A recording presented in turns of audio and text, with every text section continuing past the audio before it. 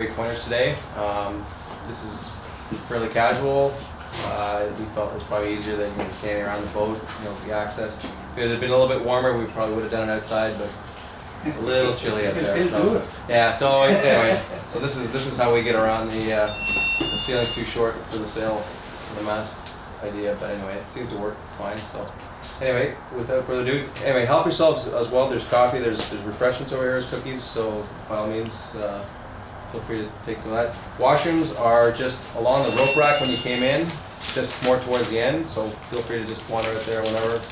Other than that, just ask any of our staff if there's any questions. So, without further ado, here's David. David, for those of you who don't know, probably know, he was our Olympic rep in London this past year, so Still a top dog. So when they asked me to do this, I do a fair amount of coaching in the laser class, and I thought that the best thing we could do is start out with I'll bring all the ropes that I use on my own boat, and whenever I travel to a different event, I always bring my own ropes with me. I just bring it together as a kit, and that way the hull is going to be different, the mast can be different, but the way you control it is all the same. And just how you rig your boat, it's probably the number one, the cheapest upgrade you can do by changing all your ropes, and number two, it's got a huge impact. I've seen so many sailors that go buy a new sail and polish their hull, but their ropes will be a little bit ratty, or their blocks won't work quite as well. So I thought I'd start and just give a stem to stern of kind of the boat that I rig, and the way I've come up with how I rig it is through my own experience and looking at what other top sailors in the world use. So you can benefit from that. So we'll start at the transom here. Well, the rudder heads are all the same, as we all know, but something that is often ignored is this rudder retaining strap here.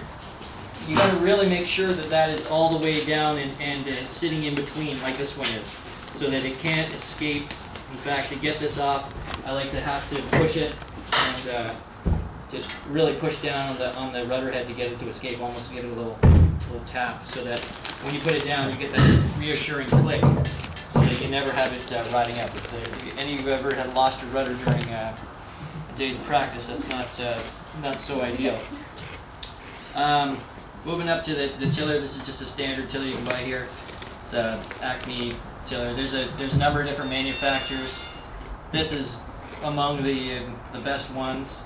And the nice thing about it is it's really low profile, and that's what you're really looking for with these tillers, is that it lets the traveler sit straight, so that the traveler blocks will run to either end without getting snagged on the tiller. Those big aluminum or wood tillers tend to interfere. Was there a metal plate on that tiller? There was, yeah, and there should be. You can see if you don't have a metal plate, you'll get some wear. So yeah, definitely. And the other thing is, it's nice when it has a metal plate because it's a little more lubricated. Just moving forward, something that's really important about any tiller is that you don't want it to interfere ever with this cleat. Especially when it gets windier, you'll find you're sitting in this area when it's going downwind, and if you find yourself stuck by the cleat, that'll leave you swimming pretty quickly. If you're having trouble with that, you can modify how it enters the rudder head here. I've seen people use plastic washers under their gudgeons, but I'd encourage you to. This one I had to take off, and then I think I put a penny or something in there and glued it back on. Just anything that'll give you that right angle of attack, so that it won't ever interfere. The tiller extension, you want to have it. Everyone always uses the center board as indicator. If it's too short, you're going to be hiking out and steering with a straight arm, and so we all know we can't be very accurate with our steering with a straight arm because we have to move our whole bodies. You want to have something where you can be really sensitive. The tiller's got a lot of communication to it. So you want to have as long as you can Obviously, if it's too long, though, it's going to be very difficult to do a tack or maneuver. So you guys can come up after, measure this. The reason that I've got this wrapping on here, this is just some rope with some electrical tape, is so that I don't have to grip it so tight. I've seen lots of different ways you can do this, but having a smooth tiller with no knob on the end means that you got to hold on to it, and you want to have really light grip. Light grip will give you good sensitivity, and sensitivity gives you good information. So try and always lighten your grip on the tiller in any way you can do that. I've seen some people use a ski pole with a loop. Lots of different ideas and ways you can do it, but anything to lighten your grip a little bit. And the reason why I've wrapped it in some tape in this particular case is this tiller, if it were to break, would break off clean. They just kind of break in two pieces, and we all know that everyone practices and that puts a lot of effort into going to a race. So if you break your tiller and you can't finish the race, it's kind of silly. If your tiller breaks, if it's wrapped in tape or something, or has like a weave around it, then it'll just go flimsy. You can still continue and race, maybe not quite as effectively as you would with a solid tiller, but you want to be able to get to the finish line. So that's important. Make sure that the screws underneath are all flush. I file those down so that they can't catch on anything. Again, anything like that. It never seems to happen when it's not important, when it's 5 knots of wind, but when it's like 25 knots of wind, it seems like it always seems to catch. For the rudder retaining line, my preference is that I never raise my rudder. It's, you're only knee deep in water by the time the rudder can be all the way down. It's not a very long rudder.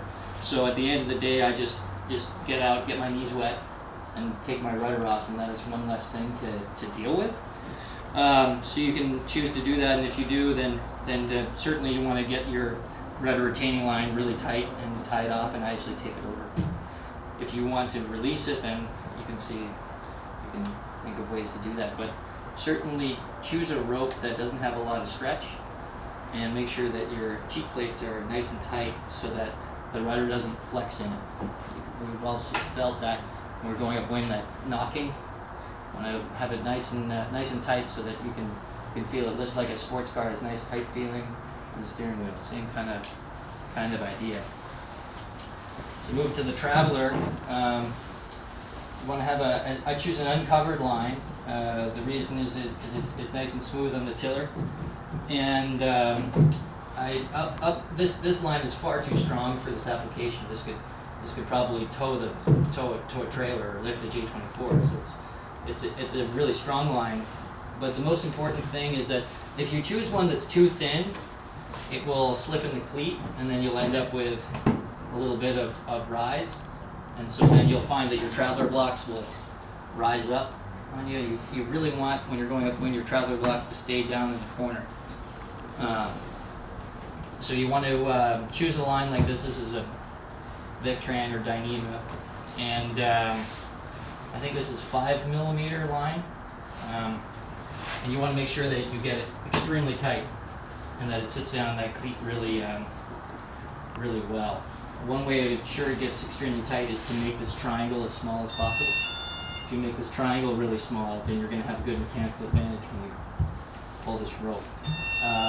If you're concerned about wear, I've seen people use a bowline, and they can just keep changing the size of the bowline to adjust it, and I can show you guys later maybe how you can do that. But again, this is probably like $10 a line or $15, so 6 of one, half a dozen the other, I guess.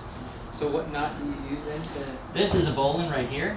This is just a complete bowline so that it locks. You can do a bowline and then an overhand knot and keep adjusting it. Totally up to you. But the reason I like this is it's clean. There's no knots anywhere. Nothing's going to catch, so it's nice and clean. Just moving forward to the hiking strap. This is probably one of the most important adjustments on the boat is the hiking strap adjustment. Obviously, you want your hiking strap sprung so that it's not sitting on the cockpit, so that when you do a tack or maneuver, you know where it's reassuring to know where your hiking strap is going to be. so that you can put your feet under it and it's the same every time. But what is not done enough is the adjustment of the hiking strap. And so this system just uses this same 6mm rooster line, and it's about 5 feet worth of line. And basically, if I pull on this line, it gets really nice and tight. And you're generally wanting it to go out to the starboard side, because when you go around a windward mark, you're going to want to tighten your strap. When you go on a reach, you want your strap really tight so that you have good feel on your feet. If you're wanting to loosen the strap, you reach in here, put your finger in, and you get your strap nice and loose. So you guys can all come individually at lunch or something and check out all the way to do this. But basically what you're looking for is a system that's easy to adjust, that binds really well. So this is what I think is the best compromise. And there's different ways of doing it. You can tie this to the end. It's a preference thing, but yeah, you must adjust that quite a lot. Auto baler. Everyone has an auto baler in their boat. Make sure the springs work. The springs kind of wear out really quickly, and if it just sits open when you're closed, it's going to cause some drag. So that's kind of an easy winter maintenance thing to do in your garage some Saturday. If it's windy, I like to pull the stopper off, and I just ram it underneath the grab rail here, and then it's stuck in there. And I actually sail with a spare, so I'll have one here and one on the other side. And the reason is, if it gets really light, it's very important to keep this dry. If you fill up this cockpit, it's something like 380 pounds if you fill it all the way up. So you can imagine that'll slow you down. Even this much water will slow you down quite a lot. So if it gets lighter, so light that your cockpit isn't draining, or if you're starting in light winds and you're going to be stopped, then it's much better to close your auto baler, and then once you're racing and in a clear spot, you can open it. So yeah, make sure you have one of those. Moving forward to the main sheet, pretty simple system, no kinks or anything in it. This is just 6mm line. I actually use the 5mm, the one size bigger I use when it's a little windier. When it's really windy, it's nicer on your hands, number one. Number two, you don't need it quite as long, because you're not going to ever let your boom out past 90 degrees when it's windy, or you'll be swimming. So I prefer to just, if it's going to be a really windy day, use the little bigger size main sheet, and yeah, it's not much different. But if you guys want to measure the length, you're welcome to do that. This is the block that comes with the boat. I'd encourage you to choose a like the Harkin 57mm ratchet block. It's a lot nicer. It doesn't won't get as many kinks in it when you're trying to ease it, and it's just a lot of higher quality block, and it's lighter too. So, but if everyone's seen the new blocks that come out that they put on the boom, they sell them here, the black Harkin ball bearing blocks now on all the Traveler fittings. That's a pretty nice upgrade. If you want an idea for a Christmas gift for someone, that's a nice one. And yeah, other than that, it's pretty normal.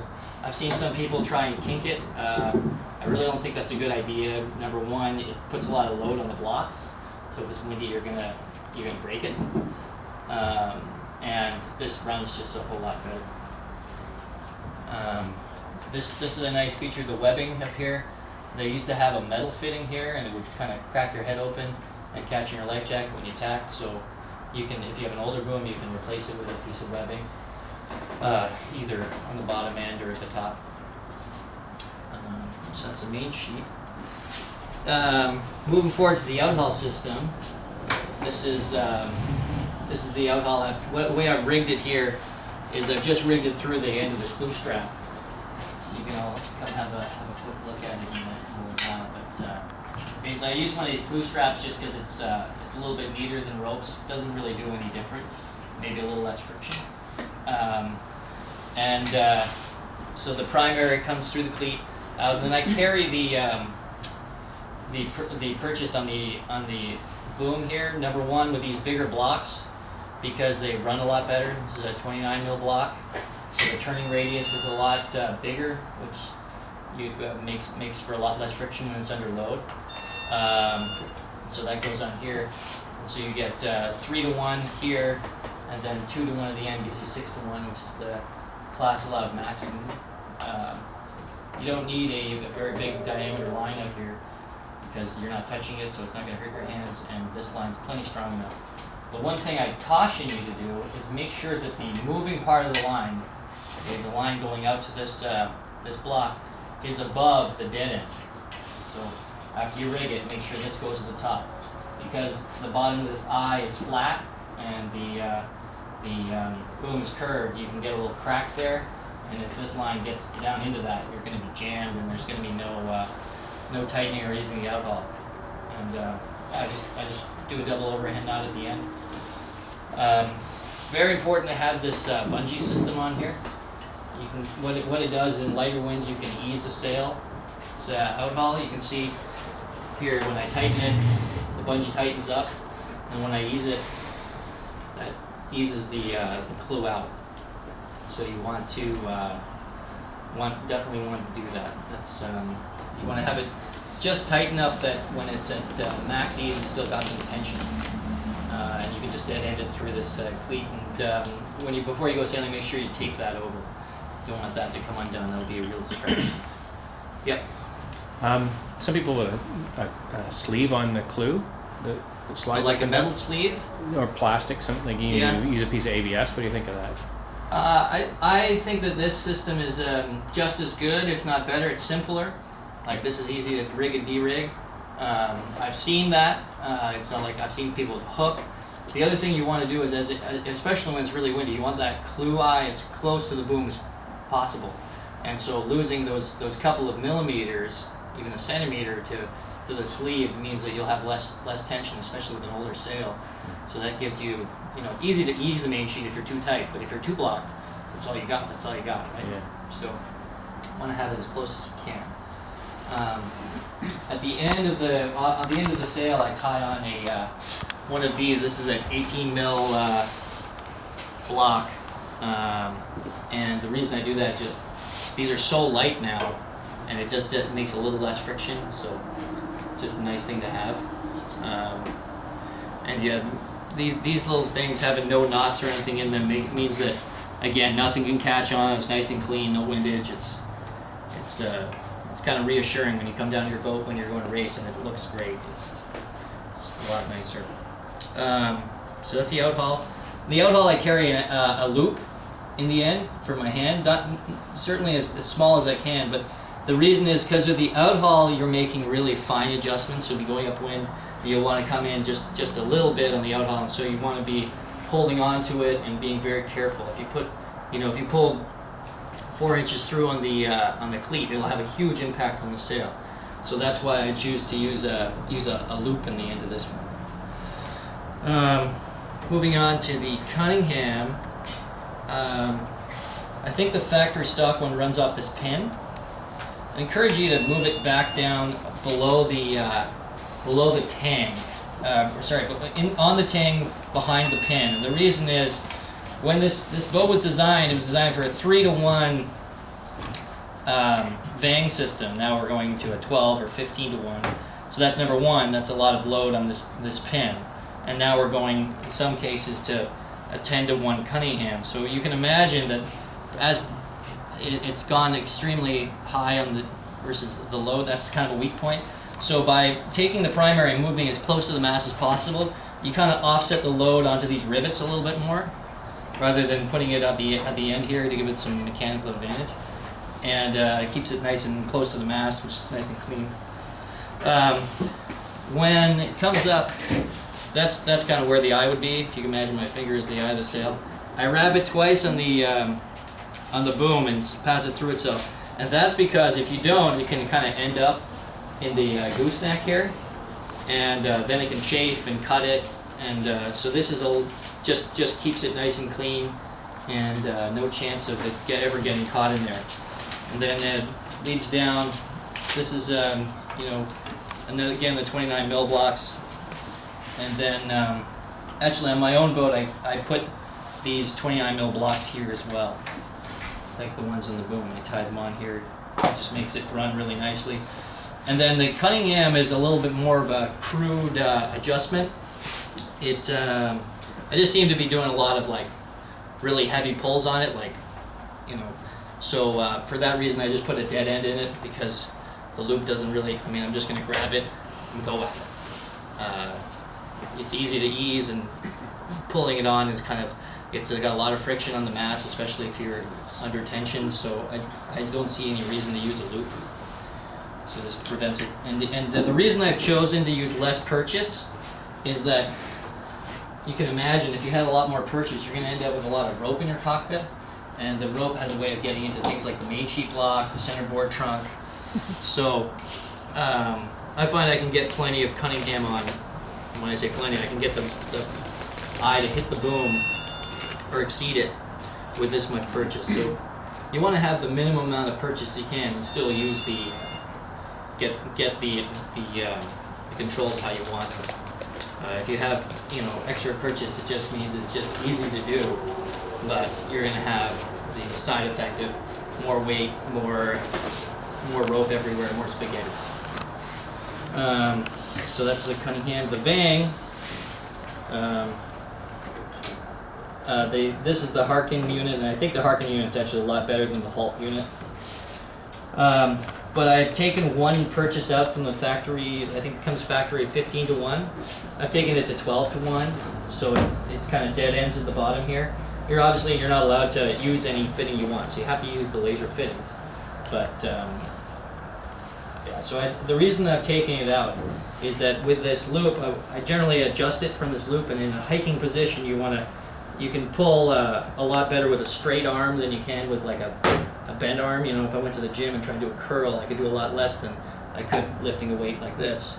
And so what would happen is with 15 to 1, I'd be hiking, and I have my hand on this nice loop, and I pull it all the way on, and I end up with the loop all the way back here. So I found that I could get more on easier with less purchase, if that makes sense. Mm-hmm. So, and I've seen some sailors even reduce it one more, but I think this is pretty optimal. This is just a little bit of Home Depot fuel tubing. Makes it a lot more comfortable to adjust, especially going upwind when you're putting on high loads. It means that you can put a smaller diameter rope on, which makes it run better.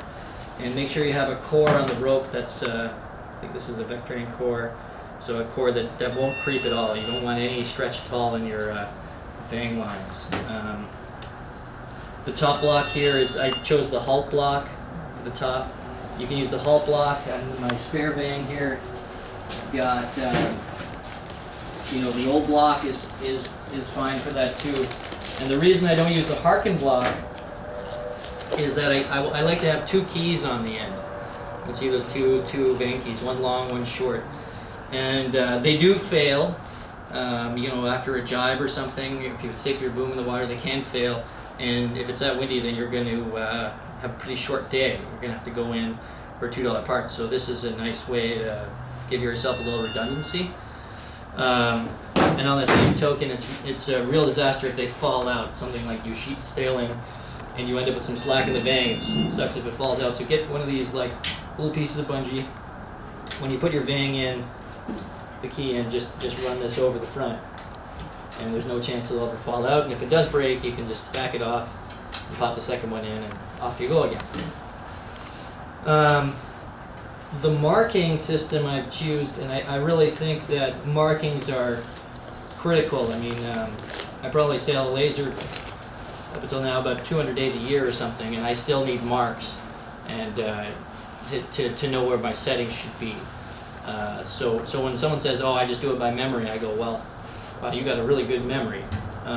So you can use tapes, you can use permanent markers, but just put some markings on where this block is going to be versus this primary line, and that will give you at least some points of reference. So when you're doing it before your race, you go upwind and you tune it up.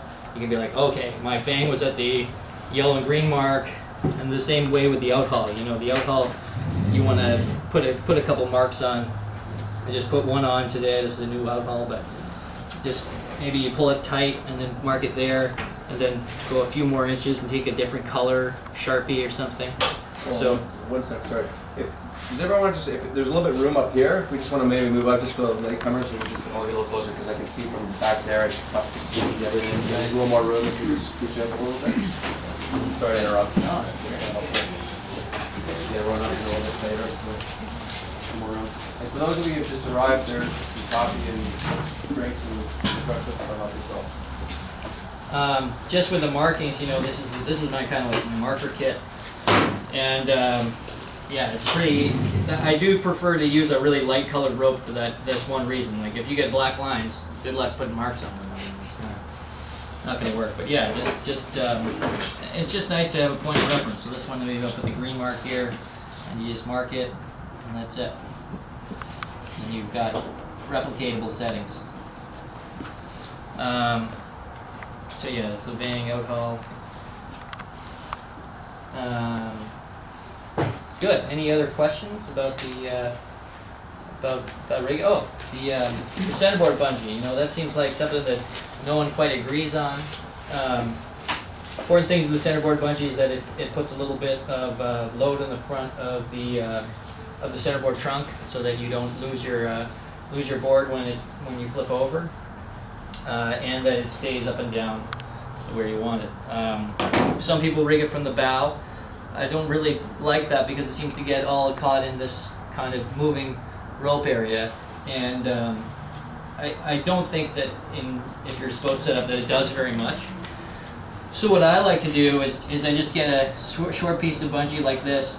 You have to be careful, different blocks or different cleat manufactured different sizes. You don't want something that's going to come and interfere with your cleats, because if it sticks in your cleats and you go to pull your outhaul on it doesn't cleat, that's a real disaster. So you have to get it small enough that it's going to fit in here. And then every time I just go sailing, I just poke this thing through the front, and then I just put a quick set of half hitches in. And that just gives me this little nub in the end, and there's no chance, like the hooks and everything like that, they can catch on stuff. So I just prefer to avoid all that extra stuff and just make it nice and clean this way. And then, before I come in on my way into the dock, I'll undo it, and it's nice and simple. And then what I do here is I throw my Vang line onto the end of that nub. You can imagine, my fingers are the centerboard. And then the Vang line is secured at one end to this bungee, so if I pull it, it's there, but it never gets further away from my body than the center line. So then, if I'm reaching and I need to adjust my Vang, I can just reach forward and grab it up here and bring it back. So it's nice and accessible. So I think that's, any questions about how we rig it in here? No questions at all. Yeah.